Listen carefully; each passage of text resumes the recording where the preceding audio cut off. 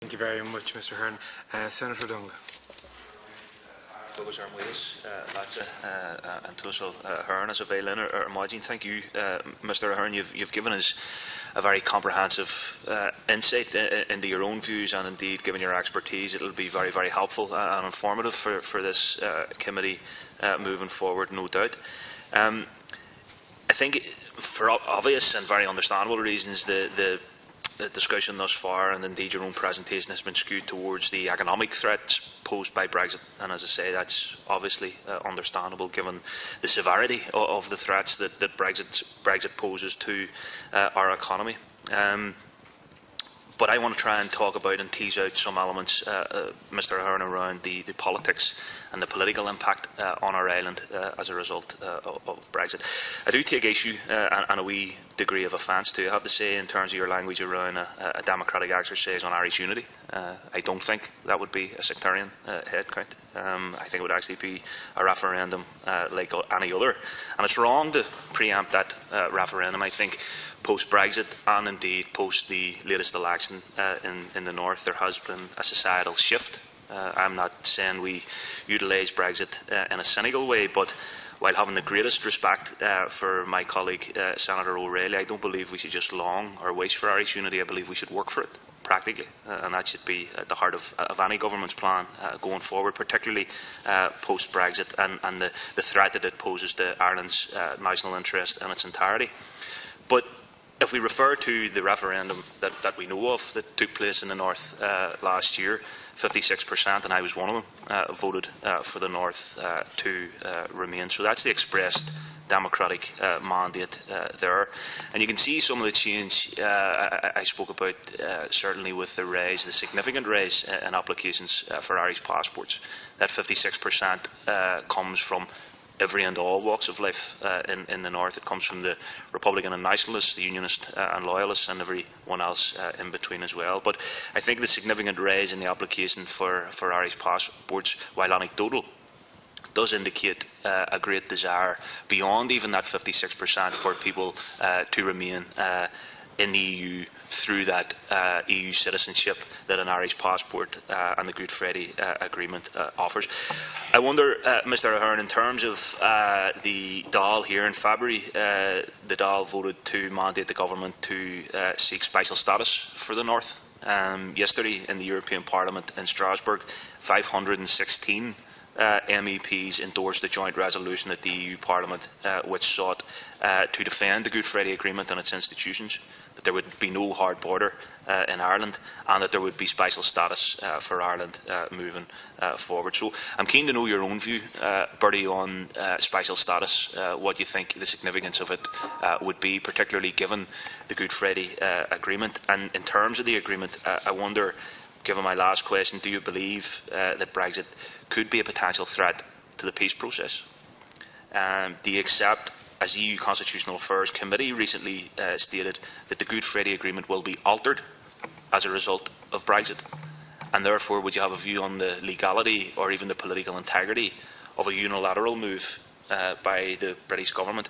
If only the British government had the same consideration and sensitivities that you're advocating in relation to a border poll, in relation to the referendum that they inflicted on us and then ignored the result. So in terms of the legality of a unilateral move by Britain to undermine and alter, as the EU Constitutional Affairs Committee has said, the Good Friday Agreement, I wonder if you have a view on that, particularly in the context of the referenda, both North and South. You know that the government has an obligation, not just as co-guarantors of the agreement, but particularly the referendum in the South that overwhelmingly voted to endorse the Good Friday Agreement. Does the British government have a right to unilaterally alter that agreement without the consent of the government and indeed the people here? And while I have about 100 more questions I could ask you, I'll finish up in terms of what would you see as the significance or the importance of the outstanding arrangements in the agreements around the Good Friday Agreement? So, for example, moves on a Bill of Rights, moves on Northern representation in the Dáil, for example, moves around, while slightly separate from the agreement, extending the franchise and presidential voting rights to citizens in the North, all at a time when there is the potential, whether it's a hard physical border or not, there is a potential for a gulf a political gulf and an economic gulf being driven through the island against our will. How significant does the Good Friday Agreement and its outstanding elements remain within that? And is it not time maybe for the government to act somewhat unilaterally in where it can, where it is appropriate, to fulfil those outstanding obligations on their part? I just, sorry, I might just. And I feel that the believe we joined all the years of the Senator veto. Some analysts in the UK have already said that the added Brexit costs for non-tariff could be between 5 and 10%. So we have to throw them into the equation as well, as I didn't say earlier on. And what they're talking about, new costs of customs checks, inspections, regulatory compliance, more intrusive paperwork for delays in distribution. And of course, we should be trying to minimise those. But from the UK have an additional problem in all of that area, because there's 34 EU regulatory agencies that they'll need to replicate. There'll be a lot of people on the move, but anyway, I just mentioned that. But it's a cost. It's a big cost factor. I just saying the Good Friday Agreement. The Good Friday Agreement is an international agreement, so nobody has the right to arbitrarily do anything. And that is quite clear, and we have every right to challenge that if anyone tried, and I don't think they would. There would be big support in the United Nations and internationally in the EU, so they have no right, and I don't think they'll necessarily try. I know you make the point about the vote, and they ignored the vote in Scotland, they ignored the vote, but it was a UK vote as they see it, so they'll argue that. But I do think, rather than back to what I said earlier on to Senator Mark Daly, that we should be using that to our strengths in arguing the points that, the references to the EU are there.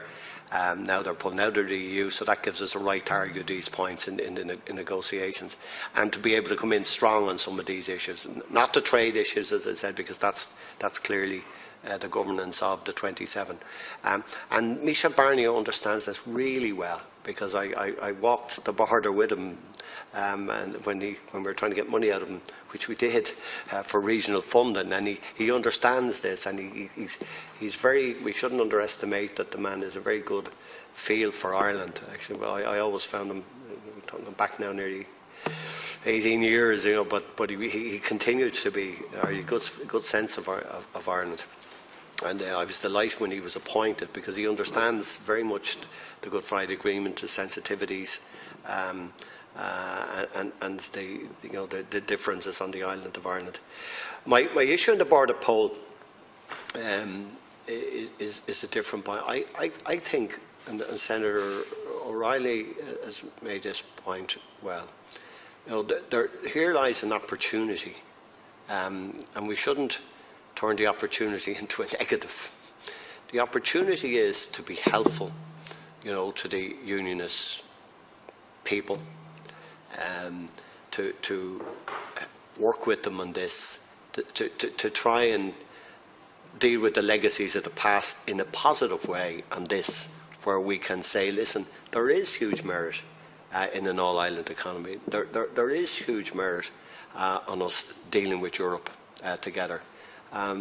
There's huge possibilities of developing these relationships, and we're helped with our whole state vehicles to do this. I mean, Senator McDougall remember well the North-South bodies in their early years. I mean, they can be hugely positive, and we can work out areas as we have in health and others, and we can. Here now is the whole vehicle. This isn't just one area. Now there's the whole vehicle of trade and international trade. And it's for us to be in there, I think, working with the agencies and not look to the negative. I'm not saying there's not negatives. I'm not saying there's not negatives, but I'm just saying what I want is the day. I want the day when we have a poll for a united Ireland. And that I know that there will be a sizable number of unionists and loyalists, people I respect and have worked with now for a quarter of a century, that they're with us and they're saying this is a good idea. And that's the day we'll have a united Ireland. You know, we can't, and I don't think you are, but we can't try to say, because 55% vote last year, they'll be with us on a border poll, because you and I know the answer to that. So what I'm saying is, let us use this. I'm not arguing against anything, I'm arguing for something. And I think here is a chance over these next few years where we could positively change the attitude of people, farmers, fishermen, businesses, people who are running community things on the Shankill and the Falls, that we're together doing this very positively. And I think there's a real chance of doing that. And of course,